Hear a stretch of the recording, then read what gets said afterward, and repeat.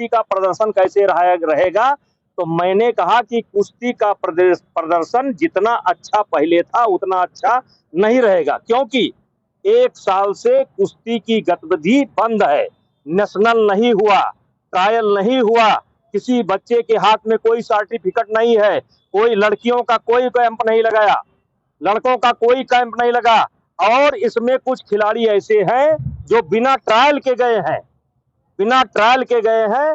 और ये मेरा बयान किसी एक व्यक्ति को लेकर के नहीं है, मैं फिर दावे के साथ कह सकता हूं कि जो पिछला प्रदर्शन रहा है वो प्रदर्शन नहीं रहेगा।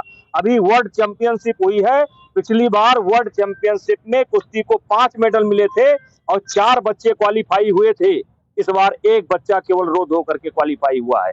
कुश्ती का प्रदर्शन बहुत खराब चल रहा है, ना कोई कैंप है, ना कोई ट्रायल है, ना कोई नेशनल है, और जो एडहॉक कमेटी बैठी है उसको ABCD की जानकारी नहीं है।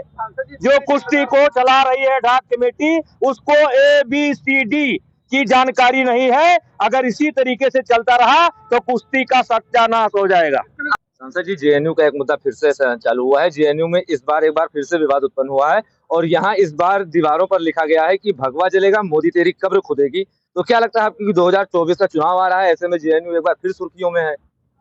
जब जब मोदी की कब्र खोदने की कोशिश होगी तब तब मोदी जो है ऊपर उठेगा, और ये पहली बार नहीं हुआ है, ये हमेशा हुआ है।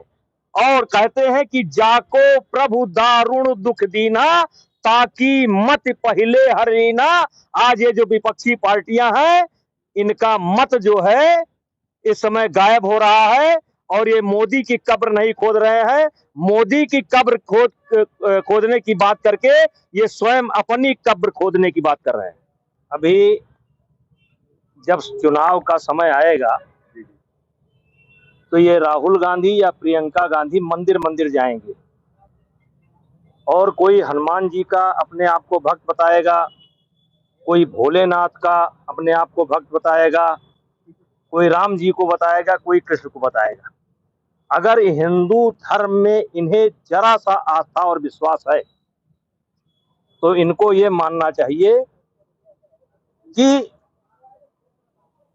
कर्म के आधार पर जातियां बनी थी, कर्म के आधार पर। जन्म के आधार पर जाति नहीं होती है, कर्म के आधार पर जाति होती है। और ये राम की बात करने वाले, कृष्ण की बात करने वाले और मंदिर जाने वाले, ये चुनाव के समय इनको भगवान याद आएंगे।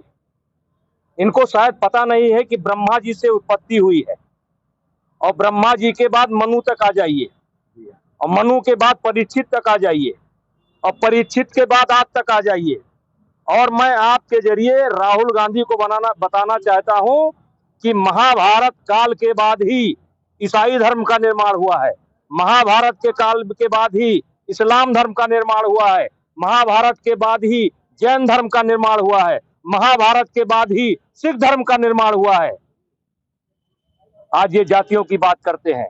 भगवान कृष्ण ने कहा है कि कर्म के आधार पर जातियां हैं, ना कि कोई उच्च कुल में पैदा हो जाए तो उच्च कुल में होता है।